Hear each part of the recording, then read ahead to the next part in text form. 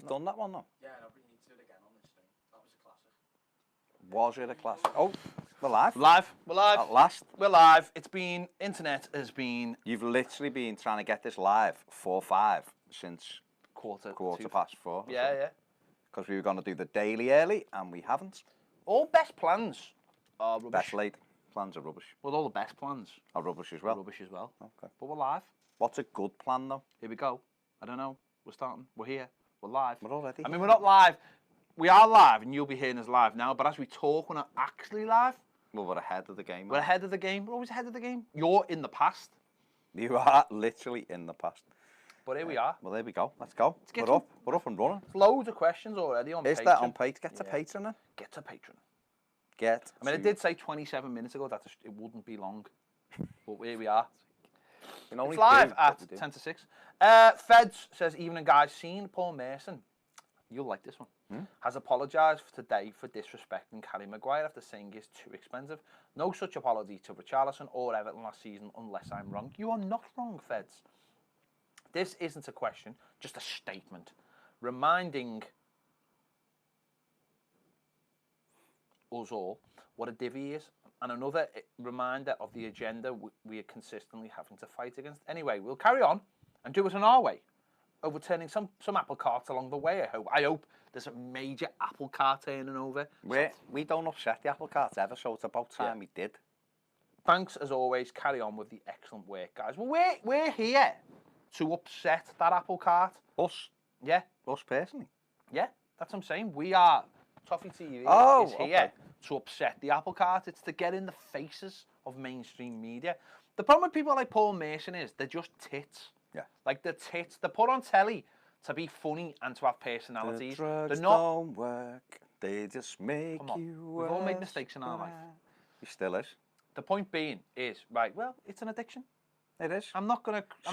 I'm not going to chastise him for that. What I would say is... I will chastise him if he continues to come out making nonsense statements while receiving massive amounts of money. He is there to be a personality on TV. Like, unfortunately, around 75% of people who go on TV to talk about football, they're there to entertain the average person. We've said this loads of times. The average person who watches football on the telly, right, isn't interested in low blocks and pressing and stats reality and all that kind of thing. All they're interested in is Liverpool, drinking beer and seeing goals and maybe the occasional nice-looking lady on the show, right? Because if that wasn't true, how could Jamie Redknapp still have a job? Yeah. So that's what they're there for, and just don't take it the wrong way. Just the dicks. And the reason he apologises to Maguire is because he's a Man United player, and Man United will put pressure on. Man United are big business. Let's get it right. Their players will be bombarded weekly with requests for interviews because Man United fans, like Liverpool fans, generally watch through a TV screen. When an Everton player is on TV doing an interview, I'm not interested. Generally not interested. I don't care. I don't follow any Everton players on Twitter. I'm not interested in their interviews. I'm not interested in half the things that Everton put out themselves. And that's that because I'm not, because I'm an Everton fan. It doesn't really matter to me. But Man United fans and Liverpool fans, they love it. They love it. So yeah, but loads of Everton fans will love it. It's just that there's not enough of it from their perspective. Long story short, Sky will have said to Mason, do us a favour, just put another thing out where you basically not apologise, but just like, oh, he played great, so that the next time we ask for an interview, Sky aren't like, didn't one of your fellas say last week that Maguire was this or Maguire was that? That just doesn't happen at Everton. So that's the reason there, essentially. Gary Ward says, howdy, guys. Howdy, guys. Oh, okay. No, it's just that someone's asked if John Crellin asked if Toffee TV was an Everton footballer, who would you be? Yeah. So Joe put Baz will be Bernard because he's small. 6'4", 6'5", Joe. He's about an inch bigger. Paula in his wedges, his Cuban heels. Sadly, he's using the Toffee TV account there instead of his own account. So anything, you'll see me and Ped we're not typing. With our hands, so if we're not typing, it's Joe. Basically, Paula. Ignore. Paula, because he's got a haircut like a lesbian. Which is fine. Which is fine. Which is fine. But, he's essentially... If you're a lesbian. He's essentially masquerading as Toffee TV. Yeah. Adam Galloway says, do you think if Dominic Calvert-Lewin was Spanish, Brazilian, or any other nationality, he'd be getting as much stick as he is now? I seriously doubt it. He would be off me because he still wouldn't be getting into the goal-scoring positions that he should be. But I don't give him stick. I just want him to get better. And I think he needs to get better. He's a centre-forward. That's like saying if Jordan Pickford was Spanish and letting goals in, we'd go easy on him. Well, you'd still be saying our goalkeeper needs to get better. Some people take the criticism to the extremes and try to tell you he's crap, which he quite clearly isn't crap. The same with Tom Davis, who quite clearly isn't crap. You know, they may get a little bit more because they've come through but they've been promoted to the first team, or because they are English. But to me, if we're ever critical, it's because A, we want them to do better than they do, and B, we just try to look at it and analyse it in a way that, because we care about the club, we're not Sky Sports pundits sitting there with no knowledge, no information, and just guessing on things, which 90% of pundits do. You know, remember last year when we were at Sky talking to a couple of ex-footballers, and they didn't have a clue who any kind of player was who wasn't on their telly. Yeah. At a big club. They just didn't know. In fact, their club had just signed 2 players. They didn't know who the hell they were, and they were 2 averagely known players. Just little things like that. So we're going to look at Everton from a fan's point of view, but we're also looking at it from a perspective where we want the players to do better. So we will look at little things and we'll break it down and give our opinion. You don't have to agree with our opinion. But I think some of our fans just criticise everybody. Everyone's crap until we start winning. Then for some people, everyone's amazing. And it's like here and here and here and here. We seen it last week on the live deadline day show. We done. Everton were horrendous, and Marco Silva and Marcel Brands were a fraud for not getting a winger. And 80 minutes later, we had a winger for 28 million quid. Yeah. So you've just got to ride with it. It's been like that. Kane says, all right, lads, what do you think about VAR decision to disallow Man United's 3rd goal on Saturday? I think they should only review it if it's clear and obvious that Man City, that the player is offside. We're going to see too many goals ruled out otherwise. Well, no, offside isn't clear and obvious. Offside is offside. You're either offside or you're onside. We've discussed this today on the Premier League show, which will be out tomorrow, where we think the rule needs to be changed, and I think we mentioned this yesterday on the show. The rule needs to be changed so that now that you can get that offside right down to, you know, that they need to look at that rule and say, does it have to be so much on the nose, or does there have to be that margin of error? Again, we've spoke about it. Andy Gray talking about it. Well, he's saying, well, where does the player kick it? What frame does that assistant VR dude decide to say it's offside? So I think there should be a margin of error. The way we looked at it is clear, sort of, not daylight as such, but a clear margin. You've got to decide what that clear margin is, though, haven't you, really? Yeah, but again, I don't think there was anything wrong with the old rule, whereas if a barrier was in line, you were onside. Yeah.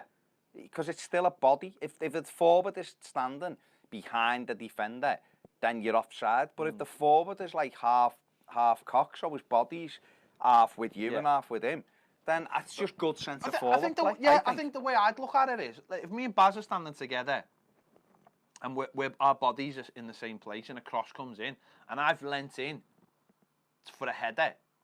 You should be onside. I should be onside, shouldn't I? 100%. Simple as that. But I wouldn't 100%. Be. I'd be offside. But like you've just said, all I'm doing there, I've gone early. Fine, I've gone early, but we're together. Still in line. We're still together. Yeah. We're still together. Isn't offside? Isn't the whole purpose of offside? Goal angling. It is, that was what it was for, to stop goal angling. But also, isn't the whole purpose of offside is to stop people having a big advantage to get in, right? But if you're just naturally brighter than me off a cross, so you get ahead of me, that's not a big advantage, because I could have reacted the same way. An advantage is me standing and you going behind me and running onto something when you are offside, so you're cheating. Put it this way, right? Right?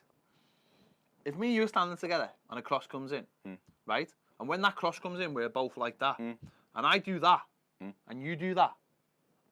I'm going to score because I'm taller than you. Yeah. So there's an advantage there, isn't it? The advantage is I'm just taller. So it's the same with the offside. I've gone a little bit earlier, but we're still standing next to each other. And I think that's where the rules got to change. But I think I think with that, to me, the more I think about it, is it's double punish. You're punishing both players. Because what you're saying to a defender, what defenders used to do was line of sight. So if you're there, if I know I've got you in my line of sight, I can deal with it a bit better.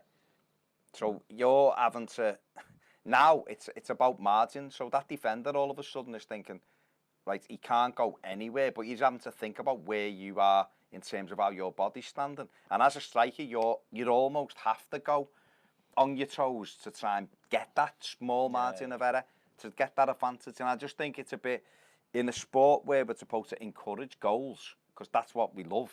No one loves a 0-0, do they? So I just don't see. I just think it's a bit. I'm not saying. Listen, we're behind VAR and all. Yeah, that. 100%. But that's where rules need to be looked at. And to be fair, I imagine they will look at them at some point, because they looked at like the Women's World Cup and said, well, we're not going to do the goalie off his line one. But they made the rule quite clear, didn't he? Got to keep 1 foot on the line, end off a penalty. But unfortunately, it's FIFA who've got to change that rule, and they're not always as reactionary as the Premier League might be. Because the Premier League would look at the product and go, we need to change that, and FIFA would go, we're not interested in your product, we're interested in the rules. Because I suppose for someone like FIFA, see, this is where it's mad. Is that if you go to the Championship where there's no VAR, then they would look at that one and he would be onside in the Championship. Yeah, they would. But in the Premier League, he's offside. And I know he is offside by the rules, so that's why we've got to change the rule. Lucas says, for me, that legit confirms Paul Merson is a bit of a racist bigot. Okay, fair enough. Fair play. Owen J. Peters, 2 points on the topic of Gabaman. Okay. He's a natural number 6, but because Gomez went off, he was expected to do a bit more on the ball, almost as an 8. And 2, he only played about 20-30 minutes before we went down to 10 men. I actually think it was bright of Silva to give him some minutes to see the Premier League pace firsthand. He looked strong and showed good passing ability. I'm really excited to see him fit in his natural role. Okay, I'll address that in a minute. Graham Finch, it's still bouncing on our screen. Graham said the sound's gone off, but no, it hasn't. It's still Joe, there. are you monitoring? Still sound. Must be your end, Graham, because the monitor's saying it's still on and ours is bouncing, so maybe it's your end. First of all, Gabaman is a natural 6. He's a natural 6 who can play. He can get up and down the pitch. He can join in a little bit more than Garner. He won't press as well as Garner. And that's something that Marco Silva's been talking about. They'll have to, him and Schneidlin can do that job, but maybe a little bit of a slight change to the way they play. And you're absolutely right. He was on for 20-25 minutes and Morgan Schneidlin got sent off. So his position almost changed the game and the whole team changed the game. I actually thought he was better when Schneidlin went off. Well, no, but what I mean was Tom came on and started carrying the ball as well and took control of that, where Schneidlin didn't. Morgan Schneidlin is good at sitting in front of the back four and not having to move because he's not quick enough to be able to get up and down. He's good at just getting it, turning, passing it or breaking play up. Tom came on and added a little bit more cleverness to that role and carried the ball a bit, and Gabaman did. But I honestly think if Gabaman wouldn't have had those 2 incidents where he got caught in possession, I don't think anyone would have been saying anything about it other than he was okay. Yeah. I think it was highlighted because he got caught on the ball and one of the times it nearly led to a goal. It should have led to a goal. Of course, that's an error. He spoke about that and said, I know I have to get faster. It's a learning curve. It's what happens in the Premier League. You come in. So Jack Grealish get done and it cost Villa a goal. I remember Fellaini's debut. Oh, Fellaini was horrific. Yeah, he was. I remember it was horrific. Graham said it was his volume. Yeah. It's okay, Gray. Well, we're all friends here, Circle of Just Trust. let us know. Let us Circle of know. Trust. If it ever breaks down, we, you know, because we normally know, but Bernadette says, I don't think Calvert-Lewin will ever be our number one striker despite the number 9 shirt. Keane will adapt, and score more goals and eventually be picked first. Not sure if they could both play. What do you think? Love the shows. Thank you, Bernadette. I think you're right, but I think that's the challenge, isn't it? The challenge is we've paid a lot of money for Keane and he's going to be our number one striker. And I know Dom's been given the number 9, but that I think what that is. That's. I honestly don't feel like people at the club are that arsed about the numbers. I don't think it really matters anymore. I think what they've done is they've seen an opportunity to give a lad who's been at the club for 3 years a shirt that he wants. And all right, it might be the way we all want it to be, but that's just the way. It's almost, if you're waiting for someone to deserve to be the number 9, you might be waiting a very long time by our standards. So that doesn't really bother me. I think the way I look at it is like when we were not clamoring maybe, but when Tom was playing and a lot of people were criticising him, and the way we looked at it, or the way I looked at it was, well, he's got to play because who else is there to play almost? And then Andre Gomez came in, and Andre Gomez, instantly you've seen the difference in the players. And it was like, well, there you go. We bought a better player. He plays now. And it'll be the same when Keane gets up to speed. When Keane gets up to speed, I think he'll be a better player because I think he is a better player than Dom. I think he's more natural finisher. I think he's got a lot more finesse on the ball. I think he's a lot more. I think he's got a more savvy. Yeah, I think he's got a bigger skill set. Is the most important thing. I think he's played in Italy where the defenders are very touchy-feely and let you know they're there. Yeah. And I think that's the difference with Dom. I don't know whether Dom has ever been a natural centre forward. Well, he wasn't. He was a midfielder. He was an attacking midfielder who went up front. I think they can play together, Bernadette, because Moise Keane played wide left for Verona when he was on loan, and he is good on the ball. He can run at players at pace. I think that I don't know whether we'll ever see that. Joe, get us a Vimto, lad, please. Thank you. Joe. Yeah, please, mate. I don't know whether we will ever see that. We may do. I think some games it would suit it because I think it suits. I think if we played a flat 3 in midfield, then you could literally, with those 3 up front, you could have an actual front 3. A proper front 3 with Richarlison one side, Calvert-Lewin in the middle and Moise Keane the other side.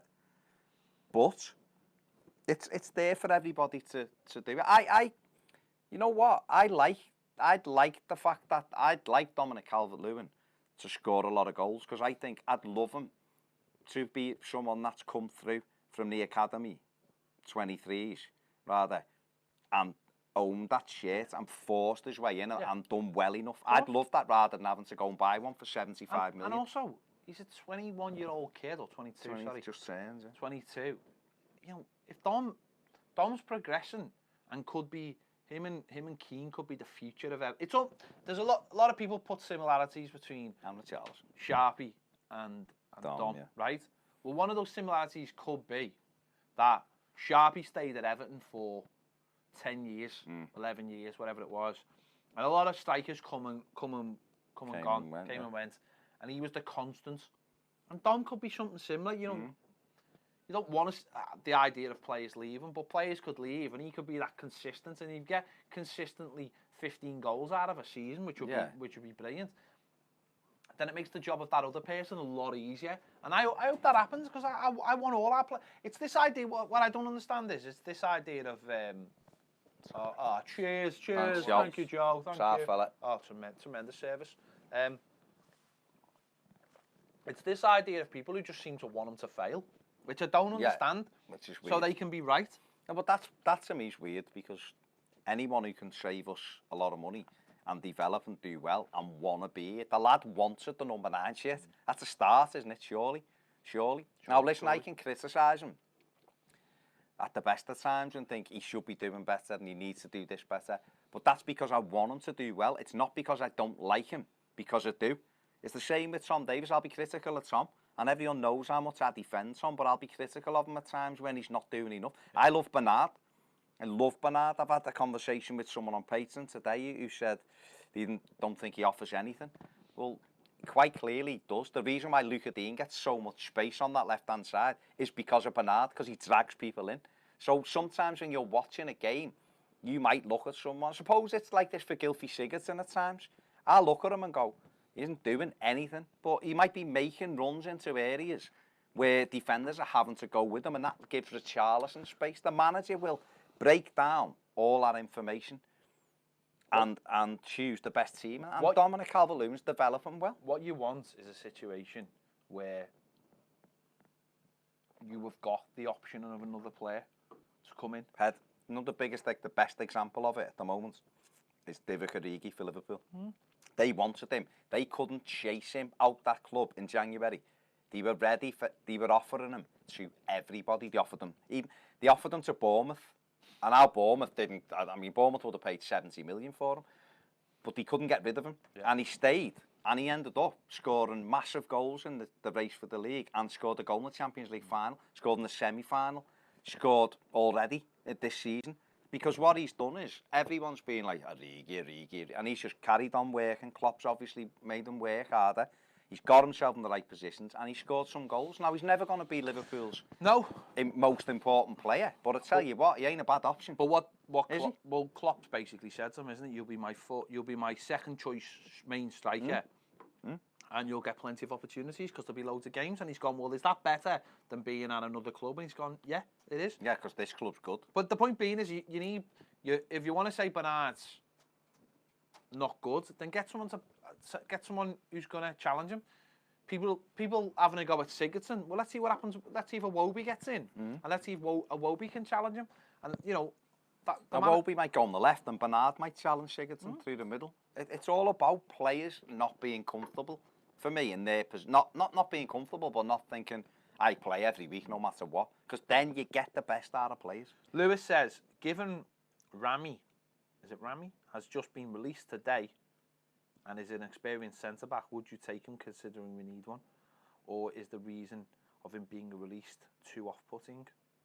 This is the lad is this the domestic violence lad who's been let go? Yeah, that's the case. No, that's domestic violence. That's what I'm saying. If that's the case, and I think this is the right one, I know he's experienced, why touch him? You couldn't touch him, mate. We're trying to create centre-back. I can't remember who he plays for. I'm sure that's the one. Lewis, if you're watching, just confirm that. I don't want to do someone at this service, but I am sure it's him.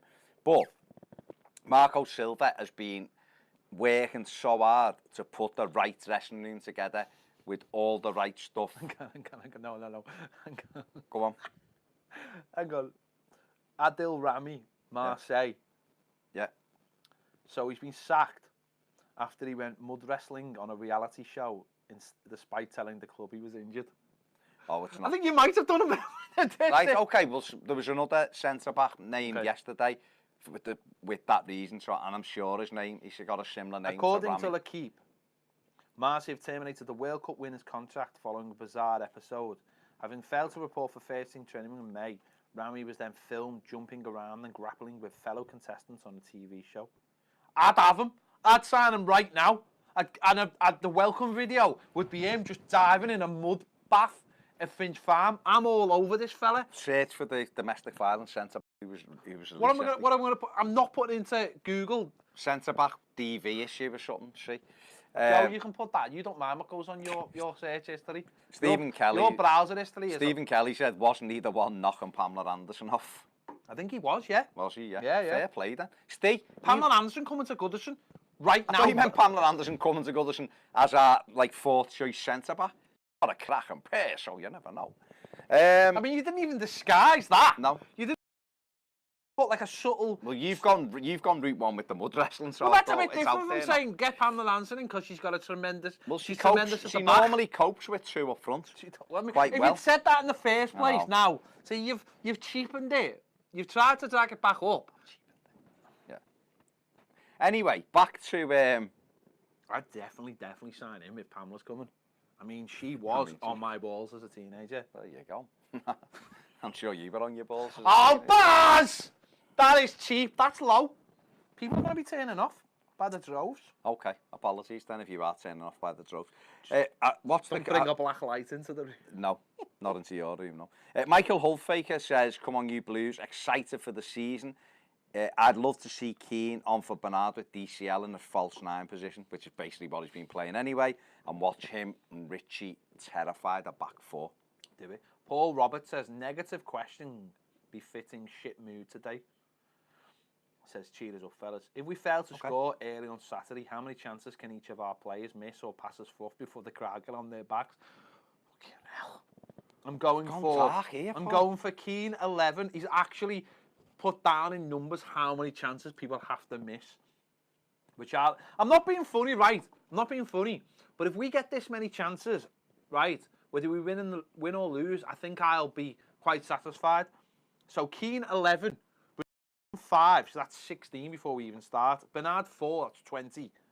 Sigurdsson 2, Coleman 2, everyone else 3. So that's 27. Dominic Calvert-Lewin 1, Davis 1, Walcott none. So 20. About 30 attempts. So you're basically saying like 30 attempts at goal. If we have 30 attempts on goal, we've played all right. Then we've played well.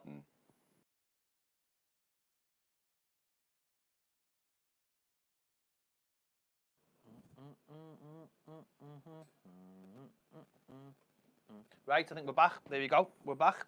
We are back. The iPad, the sound goes through the iPad. The iPad went down.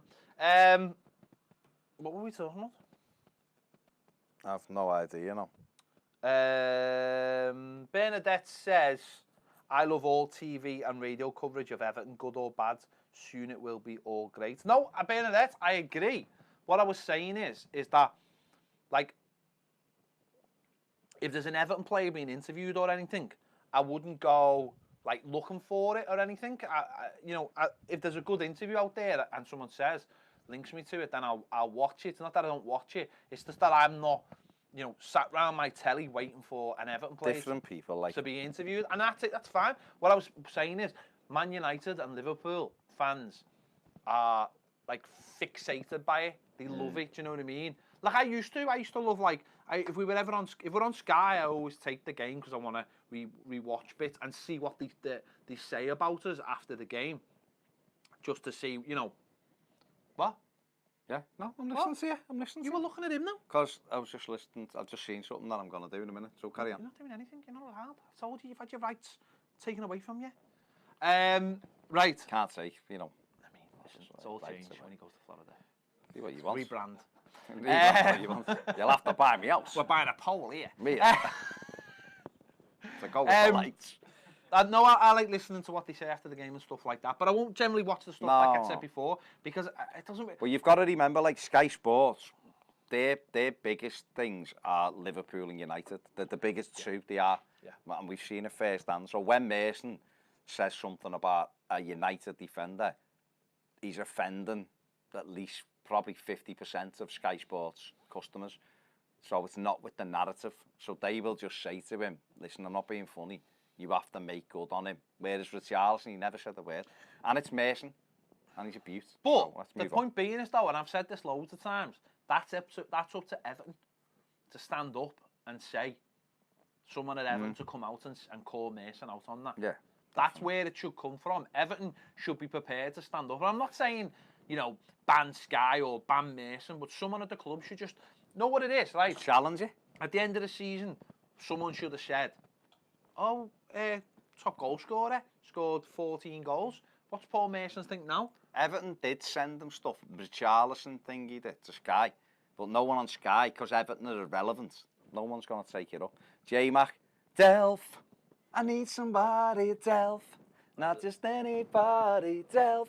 You know we need someone. Delph! When Big Morgan was sent off last week at Palace, we looked around the squad and we needed big bad Delph. Delph me if you can, we're feeling down. Like Paul Roberts, and we do appreciate that you've won the league with City. What's this wire off? Yeah, there you go. I don't know what the wire's off. So, Delph. I mean, we're always ready. We're always ready ready for something. There you go, J-Mac. I don't know whether you liked it, but that's not a bad shout. The crowd could get that going. Maybe with some better words. That was just off the top of the head. I don't think it was. Steve Kelly said, Baz and Ped, when is the phone and stuff going to happen? Steve, I'm going oldie when I come back. Ped will have it running perfectly, all sorted. So he'll sort that. J-Mac, you've just had the Delph song. How many games are we failing to score in this season? Why are we so negative? That's grim. Grim. I tell you, grim. Like the Grim Reaper. I'm just seeing a 60-minute thing. Where's that gone? Simon Rouse Yeah. says, I've just put my 2 pence in on the Sky post about the drug addict apologising. Love to reply to blind fanboys who thinks it's a great gesture just to stir up the pot. Gary Ward says, it could be the coaching staff giving Dominic Calvert-Lewin the number 9 to see if he can rise to it. Kane says, do you think Silva starts Keane on Saturday or is it a bit early? What would you rather see, Kane, him start and play 55 minutes to an hour, or him come on after about 50 minutes this week? I don't know. I'd love him to start because I love watching him, but I think just at the minute while he's adjusting, it may be better to throw him on 5 or 10 minutes into the second half. But I don't know. We'll have to just see. He'll have had another week of training, won't he? So what would be great is Dom starts. Dom's been great at home. Let's get this right. Dom has been great at Goodison Park. It's the away games he's crapping. Let's get it. No, but let's get it right. He was great in all those games towards the end of the season. Every single one of them, he walked off that pitch and he deserved to be a number 9 as far as I'm concerned. It's the away games where you don't get so many chances and you've got to be on it. Yourself, and that's so I've got no problems. What I would like on Saturday, imagine like being 1-0 up, 60th minute, and you get that, you see Moise Keane coming on, scoreboard. Ball goes up 27, and you just get a roar as he comes on, and you get that Goodison welcome for him, and it'd be boss, That's what you still start Dom Saturday? Yeah, because I think he's a Goodison Park player. Away from home, he's crap. I've got no. That's fine. Okay. LA Walkway, James saying scoring how many, Ped? Who? I'm guessing it's Dom, but I don't know whether you've caught up there. I don't know what that is. I think it's Dom. Is it Dom? How many will he score? How many do you think he can score? If he scores 10, I'll be happy with him. If other people do their jobs. Yeah.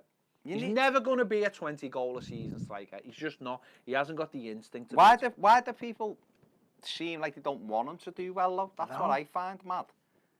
You can call him and go, he hasn't done this well, he doesn't do this well, that's fine.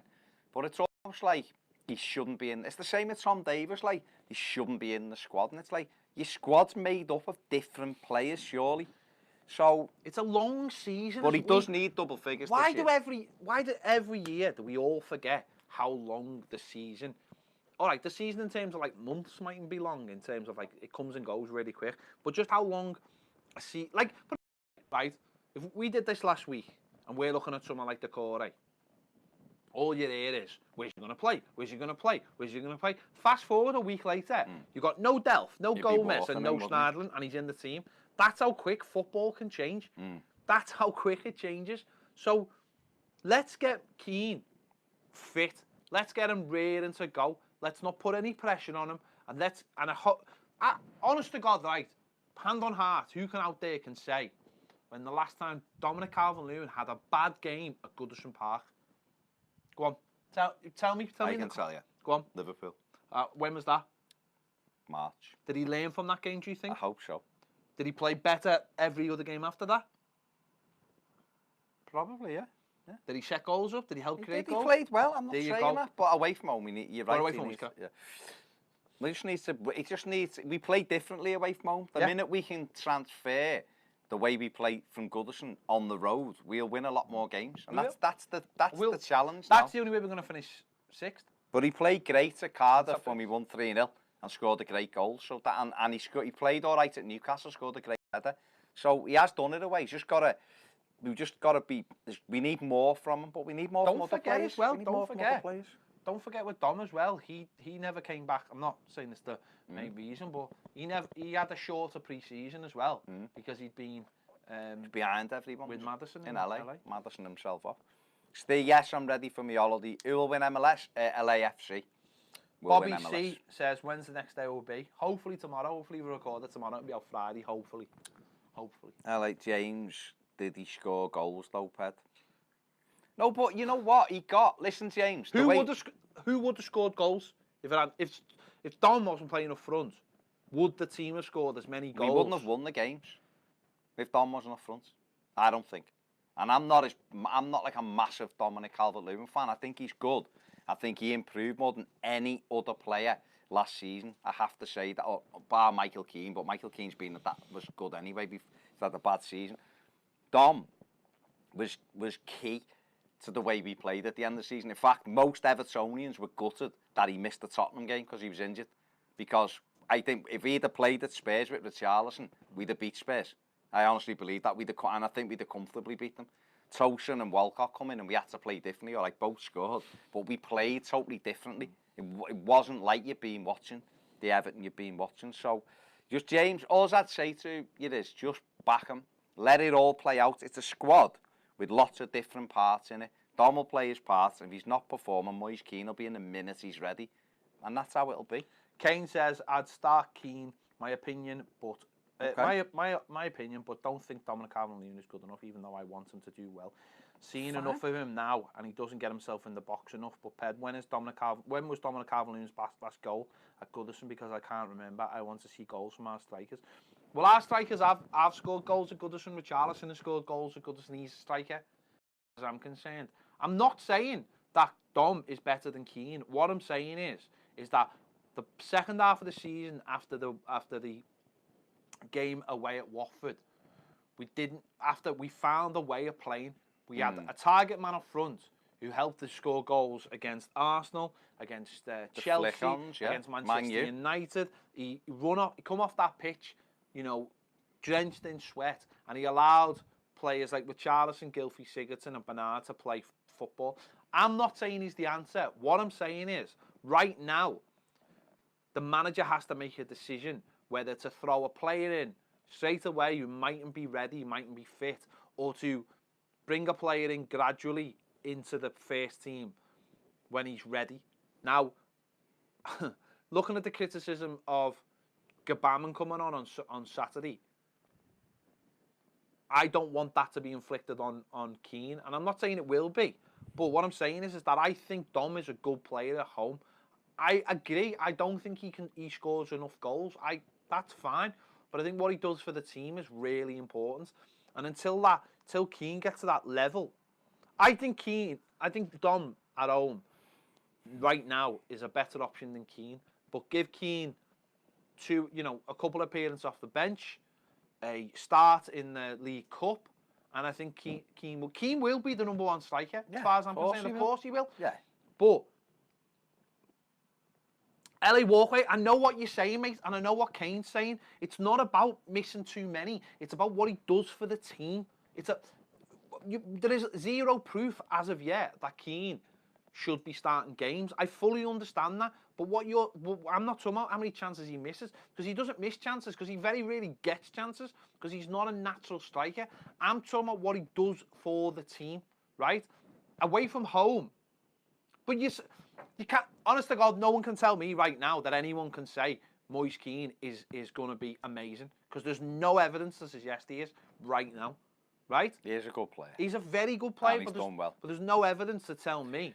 What I'd say, James, right, what I would say, and I do criticise Dom for just the areas in which he gets into, or the areas in which he doesn't get into as a centre-forward. And I've said this all along to you, can't teach someone natural instincts, right? But what you can do is work with them and tell them what areas they should be running into. And then hopefully muscle memory takes them into those areas over a period of time. You're right, there's times when he misses sitters. He does, he missed sitters at Fulham. It cost us the game ultimately. But that's football. Gylfi Sigurdsson scored 15 goals last season, missed an absolute sitter at the weekend. No one near him, penalty spot, didn't even hit the target. So, you know, Gylfi, who would you have wanted running onto that ball in that Everton team? Gylfi Sigurdsson, he put it wide. Listen, the point being is, right, it's the second game of the season, and people are already... I don't want people to be putting hype and pressure on these players we've brought in. What would you rather have? Genuinely, what would you rather have? Right, half an hour to go, Keane comes on, and he starts running at the Watford back four. Cathcart, right?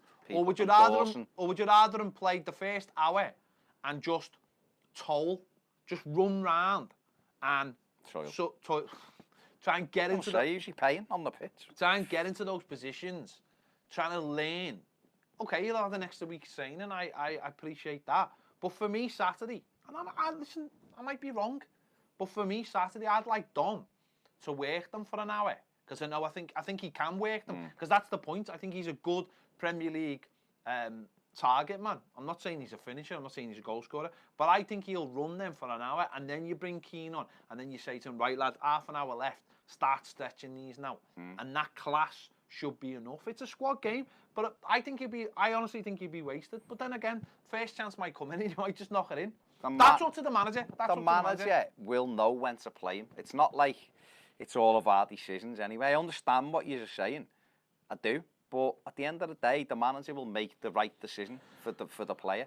And I believe at the minute, as much as I'd love him to start, if he's not fully fit and ready to go, we're not going to see the best out of him. He's a 19-year-old kid who's not even used to the Premier League. So if you're Watford and you've got Dominic Calvert-Lewin going up in the air against Craig Dawson and Craig Cathcart, I mean, Craig Eye at the back there, smashing into them and knocking them about a bit and letting the Richarlison run off. And then they think they've got through that safe period, and then Moise Keane stands up and you're looking over thinking, they've got to reset again and go, right, what have we got to cope with now? Don't get me wrong, right? Moise Keane will be our centre forward. If Moise Keane starts the game on Saturday, I'll have no problem because the manager will have made the decision over him. But if all I'm saying is that I think some people are being very harsh on Dominic Calvert-Lewin for, you know, his away performances maybe not, but his home performances towards the end of last season were brilliant and were a big part of why we beat Manchester United, a big part of why we beat Arsenal, a big part of why we beat Chelsea. And honestly, I think... Let's just get behind them. Get behind all of them. Get behind them and just back the whole squad. And whatever squad team the manager puts out, just get behind it and just go, right, great. So we've got a good team out there. We've got options off the bench. Let's see how we go. And if we do that and support them, which you will anyway, I know you will, but if you do that, you're more likely to be successful. You really are. And we all want Dom to score goals. Let's move on. Graham Finch says the amount of chances Walcott misses outweighs Dom's. Well, it does, but I'd still back Theo as well. Steve Kelly on Patreon. Sorry, I missed this one, Steve, because of all the technical stuff. Go on. All right, lads, hope you're both well. What do you make of trying Richie up front on Saturday and giving Walcott a go? I think the difference between him and Dominic Calvert-Lewin, he can create more chances for himself than Dominic Calvert-Lewin does. That is part of the game that needs to improve. I am not comparing Aguero to Kane, but if you look at them too, when the game needs something, they go looking for it, where I find Dom waits for something to happen, especially away from home. No, not for me. Not for me. I struggle that so many people want to rip up what worked for us at the end of last season, which was Bernard, Richarlison, and Dom with Sigurdsson behind them. For the second game of the season, I don't understand why people want to rip up what worked for us. And because we didn't score at the weekend. People want new. That's regardless of what, people want new, don't they? That's fine. I'd still look and go, Richarlison through the middle can work, but I wouldn't put Walcott in. Not at the moment. I don't think he's done anything I watched them all pre-season. He didn't show me in any game that he was a threat at any time. It didn't look like he was ever going to score. Well, he had chances and missed them, so no, I wouldn't be doing that. Maybe away from home you could try Richarlison through the middle and Iwobi on one side and Bernard on the other, or Moise Keane wide, and I don't know. But I just think at the moment, what we need at the weekend is stability, and we need a crowd behind us, and we need to get the first goal. And Richarlison, Gylfi Sigurdsson, Dominic Calvert-Lewin, Bernard should be capable of it, all of getting a goal against Watford. and stretching him, and then having players like Alex Iwobi, who I imagine will be on the bench, I do, and having Moise Keane to come off the bench. And then after the international break, I then would expect Moise Keane to be in. Yeah. Fit, ready, main striker, and we move from but there. as Silva says, it's what they do in training. I just think they're looking at him and going, 2 weeks in, let's bed him in. The manager said this on Monday, I'll make the decision when he plays, and it'll be when he's ready to play. So, quite clearly, they don't think he's ready to play. Lionsy65 says, for all our fans' criticisms of our players if they are shit, but lads, they need games and time. Our squad hasn't looked this healthy in ages, and as with Marcel, we should get Marco, sprinkle this magic dust and see what happens. Loving the show, boys. Cheers, mate. Again, I think there's plenty of time to get lads into the team. It's when they're ready. That's when does the season really start? Let's be honest. It begins after this first international break for me. You've had a few games, you go away, settle down, assess, and you go back again with the games after the break. And then you move on. And that's the way it is. And I know you can't necessarily wait for that. You've got to pick up points in the meantime. I just think that I understand people want to see Keane. I understand that. But if he'd done a proper pre-season with us, I'd fully understand that. But this is his second week of training. If the manager thinks he's ready, he'll put him in there. But I don't think that'll come down to technical ability. I think that'll come down to has the kid in 2 weeks learned how we play? And I don't think he will have. And I don't think even if he has, physically he'll be available to play that role straight away. Because Dom does work hard. That's his major thing, and that's why he got in that role, is because he understands the role. I look at Everton forget about the likes of Moise Keane and all that. Look at that Everton side that played at Palace at the weekend and ask yourself, is that good enough to beat Watford at home? And for me, it's comfortably good enough to beat Watford at home. So, we might need someone off the bench, and Watford will be a handful because they're all massive. But Brighton have just spanked them 3-0 and showed that if you get at them, you can cause them problems. What I like is that at least we're talking. We've got options, haven't we? At least we're talking about options and scoring goals, or not scoring goals, and because I think that'll all come together. Whereas if it was at the other end, it'd be a bit like, ooh. But at least I think at the back, Big Gerald will score early on at the weekend. At the back, sorry, just seen something come through from Everton then, but it was Iwobi, yeah. At least we're talking about something I think we've got options and we can put right eventually. Yeah, definitely. Better than some out zonal marking. It is. Russell Smith says, what would you say is Toffee TV's flagship show? This for patron. Well, do you know? Yeah, this is our flagship show. This is the one that I am working hard to make the best. See, I want the final word to be our flagship show on Patreon, not necessarily YouTube's one. I want that cut down, but with little things. But this is boss. The lives, I do love doing the lives. This is the flagship show, and the reason is because it's live and we get to talk to you. Yeah. And soon, once I've cracked the code and we get callers on, then it'll be even better. That'll be amazing. Once you can talk, it will be brilliant. And we get the poll in. The pole and the dancers would be amazing. Graham Finch says, fingers crossed, Iwobi is a game changer for us. Well, I think he can be a game changer for us. I really do. Let me ask you this. Ask away. I will. Should he come in and take Sigurdsson's place on Saturday? No, because he's not fit. Nowhere near fit enough. That's basically the same arguments I'm saying. Nowhere near fit enough. There you go. So, but you know what? I see him at some stage taking Sigurdsson's place because he can travel with the ball. And that's a player who scored. That's a player who scored what, 14 goals last season? There'll be times when Iwobi, for me, plays off the right, off the left, through the middle, because he travels with the ball. He can see a pass. He's big and strong. There won't be any moments for me like that. No. So it's all about, you know, no one's really talking about Sidibe coming in, but he's another one who will add attacking options, won't he? Fabian Delph. What I think we'll see this season is the manager moving between some formations. I think the manager will get to play essentially what he wants to play, which is a 4-3-3 at times, a real 4-3-3. That the likes of City and Liverpool play. So let's just stay in there. Let's just hang on in. Support the fans. Michael Hulfaker. Hulfaker it is, isn't it, Mike? Sorry. Says, Live at 5 is brilliant. Went to top tier as a thank you for all your hard work. Michael. You You don't even have to fake the hull. There's no faking with you. He's the man. He's the man. So You know listen. what's going to be the best thing about this show? When it gets cold, We're going to have a rad. we're going to have a radiator. We literally do need a flag for Yeah, it. we need a flag. So then it can really be the flagship show. The flagship show. Get a ship as well. Get a ship. Get a on flag. top of it. Get a city flag. No, I mean, that's stupid. Got a ship on it. That's we'll just get a flag with a ship on it. Could be the rainbow flag that Joe thinks belongs to Leprechauns. the leprechauns. And the pots of gold. I mean, I don't know. I mean, what did he say wasn't... Oh, no, don't say what he said No, wasn't he real. don't. We don't want to fully destroy Joe. Yeah. That's not Pauline. Pauline. Yeah, so...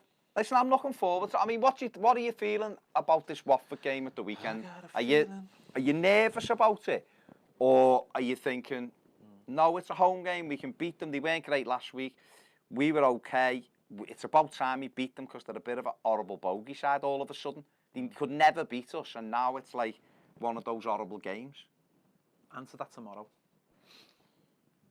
We'll talk about that tomorrow. We'll start looking forward to... We'll start looking forward to beat Watford tomorrow. Okay, think about it You overnight. think about it overnight, and we'll start looking forward tomorrow. We've been looking back now. We're looking forward tomorrow on live. We're getting up the hump. Tomorrow's hump day, so we can start live at 5 tomorrow. That's what we'll be talking about. There we go. Is that it? We done? We're done. We'll be back tomorrow. The Premier League show will be out tomorrow as well on Patreon. So make sure you check. It's good actually.